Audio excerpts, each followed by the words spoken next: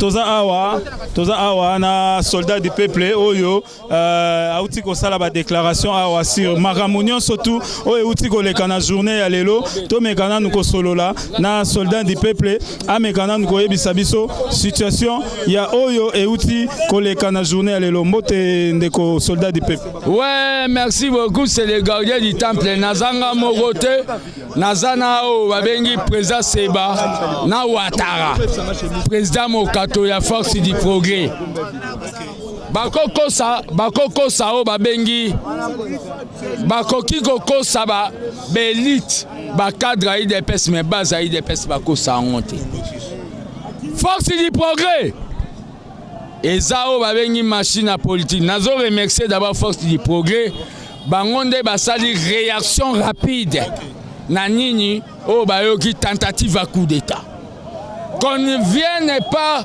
nous dire des histoires, il faut pas trouver solution au Boitinoana. Kabila a tenté de tuer le président. Mais le président aussi était Yayou. Force du progrès, c'est un ministère, c'est un des formations en Israël. Et ça, mais la communauté Jésus revient bientôt. Président de la République, je suis en train de vous dire. Sécurité nayo et abisso. La charité bien ordonnée commence par soi-même.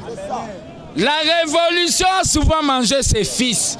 Mais cette révolution de l'IDPS ne va pas nous manger vers les mokato. Le lot Vaniawa, peuple a manifesté. Topé ce avertissement à M. Kabila. Totikela ki au moins temps, Oliata Dongo à Congo. Le colo commune contre-esprit pour mon président sali éducation gratuite. À promettre l'année prochaine secondaire au Félé. Président qui va découvrir au balobi ba mafia non à est. Au lingo si qui c'est na avion de baziki ça à Biariman. Mais l'IDPS d'hier et idem avec l'IDPS d'aujourd'hui. Nous sommes capables de mobiliser les troupes. Et le problème qu'il y a, je lance un appel. Tant que secrétaire national nommé par les Sphinx, n'a l'ongouaté par décision yaba Batumissous. Les Congolais du Nord, du Sud, de l'Est et de l'Ouest, mettez-vous debout pour qu'on déboulonne les traces de Kabila. On doit faire table rase à la Kabylie. Et le président de la République doit prendre ses responsabilités tant que leader, qu'il donne un mot d'ordre.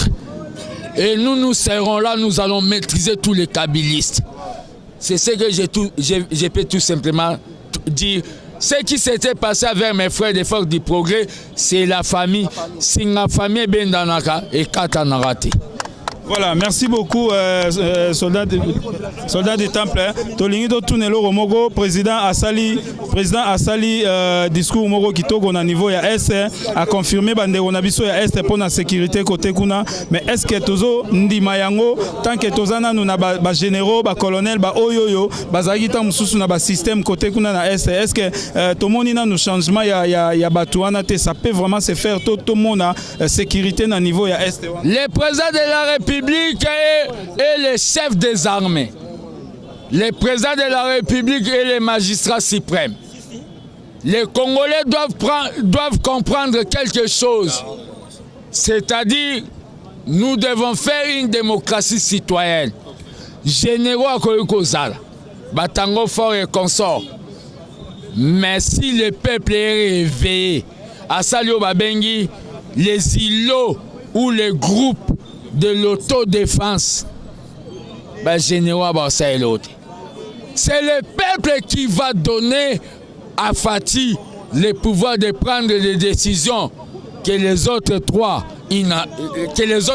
inattendues. Le président de la République, il a dit à l'Est, il est prêt à mourir pour que la paix revienne à l'Est. Je lance l'appel à tous les amis. J'étais à Matadi, vous avez vu, avec un $100, vous avez vu le succès. Je suis prêt à faire avec mes amis parce que beaucoup de cadres de l'UDPS vont perdre, perdre vitesse. c'est nous, les forces du progrès, les gardiens du temple, que nous devons protéger les partis, héritage à Tshisekedi. Donc, on n'a pas trop de commentaires à faire. Nous attendons donner un mot d'ordre au Babengi général. Et le mot d'ordre là, vous verrez, Kabila va fuir ces pays. C'est voilà. ce qui... Voilà, Tomoni Ndekonabiso, secrétaire général à Outaï Gozala Awa, mais ayamba mi bien te yo ye batomboli ni nezo sala yo boina population ya IDPS. Non, le problème qu'il y a, chacun a son rôle. Hein. Mokatoazan a rôle né ya ba action, yenda sali mobilisation lelo. Secrétaire général azamuta o signé ba o ba bengi 70%. Ngape nazana o ba bengi communication. À l'IDPS, on ne joue pas avec tous les 11 maillots dans un terrain de football. Ce qui s'est passé, vous savez, il y a eu des infiltrés.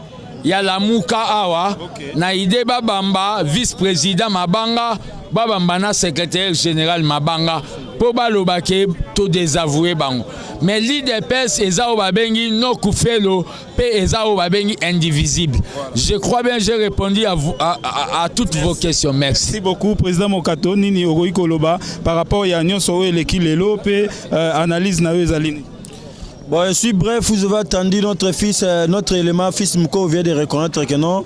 Si vous avez attendu ces mobilisations à cause de la force du progrès, pour vous dire que non, nous attendons la décision du chef de l'État. C'est lui qui incarne la nation. Ça va, merci beaucoup. C'est moi qui vous remercie.